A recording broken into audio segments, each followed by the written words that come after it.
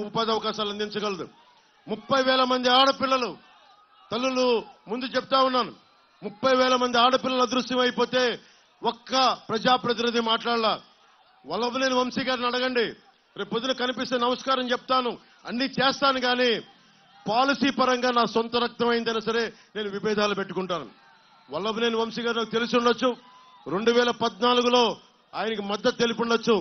కానీ ప్రజాక్షేమం కోసం, రాష్ట్ర హితువు కోసం ఈ రోజున జనసేన మద్దతుదారులు ఆయనకి దయచేసి ఆయన మాటల వల్ల పడొద్దు.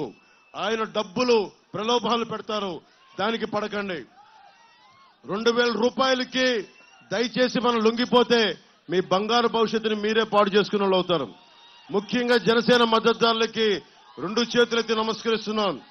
కూటమి ధర్మం, నేను ధర్మం కోసం పోరాడుతున్నా. ధర్మందే గెలుపు, ధర్మందే విజయం, పొత్తుదే గెలుపు, కూటమిదే పీఠం.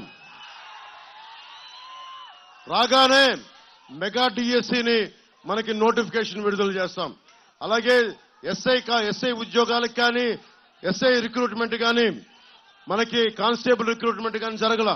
అందరికీ, ఉద్యోగులందరికీ కాంట్రిబ్యూటరీ పెన్షన్ స్కీమ్ ని తిరిగి దాన్ని ఎలా తీసుకురావాలి, దానికి ప్రత్యామ్నాయ మార్గాలు ఎతికి దానికి అండగా నిలబడాలి. ప్రతి ఉద్యోగికి నెల జీతాలు సక్రమంగా వచ్చేలాగా కాంట్రిబ్యూటరీ పెన్షన్ స్కీమ్ కి సంవత్సరంలోపు ఒక పరిష్కార మార్గాన్ని కనుక్కుంటామని నేను మీకు మాటిస్తున్నాను.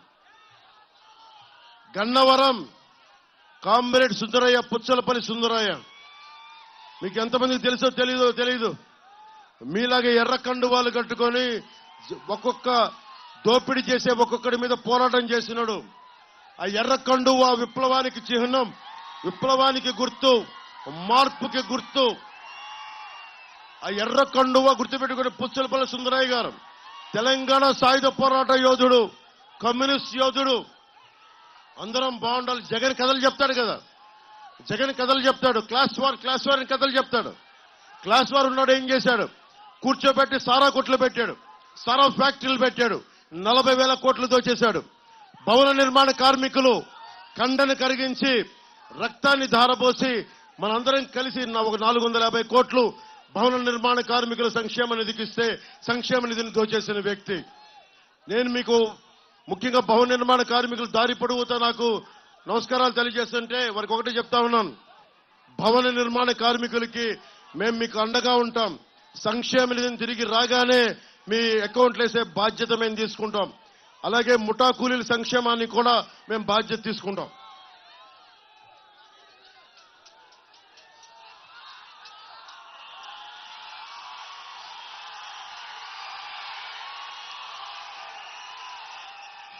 కనకదుర్గమ్మ గుడి, ఇక్కడ ఎర్రతువాళ్ళు చూస్తామంటే చాలా మంది కనకదుర్గమ్మ వారికి వెళ్తారు.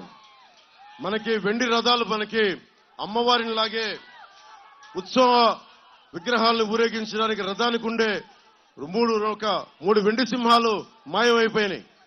మాట్లాడితే ఏం మాట్లాడుతున్నారు? ఒక్కొక్కళ్ళు మాట్లాడితే సింహాలు పోతాయి, ఏం చేస్తున్నాం, మేడలు కట్టుకుంటావా, మిద్దెలు కట్టుకుంటావా అంటున్నారు. కాల్మనీ కేసులో పోలీస్ స్టేషన్ చుట్టూ తిరిగిన వ్యక్తి ఈ వైసీపీ ప్రభుత్వం వాళ్ళని తీసుకొచ్చి మనకి చైర్మన్ పదవి ఇచ్చారు. వాళ్ళకి ఏదైనా మాట్లాడితే అమ్మవారి విగ్రహాలు పోతే కూర్చోబెట్టి ఏం మాట్లాడుతున్నాం, అమ్మవారి విగ్రహాలు ఏం చేయించుకుంటాం, మేడలు కట్టుకుంటాం, మిద్దెలు కట్టుకుంటాం అన్నారు.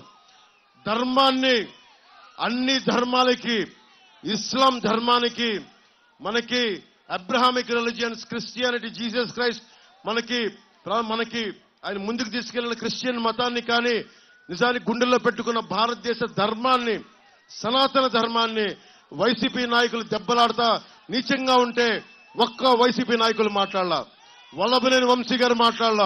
అందరూ కించపరిచారు. మీరు ఇష్టపడే దేవతల్ని, దుర్గమ్మ వారిని నానా మాటలకి వాళ్ళకి వెండి సింహాలు పోతే అగౌరవపరిచే వ్యక్తుల్ని మీరు ఎన్నుకుంటారా లేదా అనేది మీ మనస్సాక్షికి వదిలేస్తున్నాం.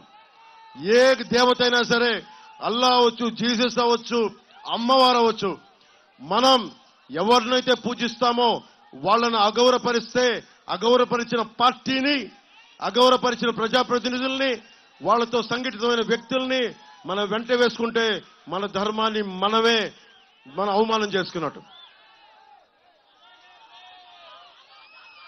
ఏ స్థాయికి దిగజారిపోయారంటే నకిలీ టికెట్లు, దేవస్థానం దర్శనం టికెట్లు నకిలీ కొట్టి మరి డబ్బులు చేసుకున్నారు.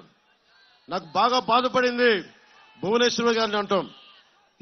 ఏ కూతురికి, ఏ తండ్రికి కూడా, ఏ కుటుంబ సభ్యుడికి కూడా అలా బాధ రాకూడదు. అందుకని వైఎస్ జగన్ కనుసన్నల్లో మెలగటానికి ఏ స్థాయికైనా వైసీపీ నాయకులు దిగజారిపోతారని. ఈ వేదిక మీద ఉన్న వాళ్ళ మేమెవరూ స్నేహితులం కాదు, ఉన్న పార్థసారథి గారు కానీ, వెంకట్రావు గారు కానీ, ఎవరున్నా కానీ, ప్రభాకర్ కానీ, మేమెవరూ స్నేహితులం కాదు. కానీ మేమందరం కలిసి వచ్చాం మీ భవిష్యత్తు కోసం, మీ సంక్షేమం కోసం. కానీ అందరికీ విలువలు ఉన్నాయి. రాజకీయం చేస్తారు, అందరూ ఇంకొకరు గెలవాలని కోరుకోరు. రాజకీయం చేస్తారు, కానీ దానికి పరిమితులు ఉంటాయి. యుద్ధానికి కూడా పరిమితులు ఉంటాయి. మనకి కురుక్షేత్రంలో కూడా పరిమితులు ఉంటాయి. రాత్రుల పూట యుద్ధం చేయకూడదు, ఈ అస్త్రాలు వాడకూడదని. అలాగే మొన్న మధ్య జరిగిన ఇజ్రాయెల్ పాలిస్తున్న వారిలో కూడా మనం కూర్చోబెట్టి జెనీవా కన్వెన్షన్ ప్రకారం మేము ఈ ఆయుధాలు వాడకూడదు, కెమికల్ వెపన్స్ వాడకూడదు, నియమాలతో ఉంటుంది యుద్ధం కూడా. కానీ మన రాష్ట్ర రాజకీయాలకి నియమాలు లేవు, దిగజారిపోయారు. ఈరోజు వైఎస్ జగన్ బాధపడిపోతున్నాడు. కూటమంతా నా మీద కక్ష కట్టింది, ప్రత్యర్థులంతా ఏకమై నన్ను ఓడించడానికి ఉన్నారని.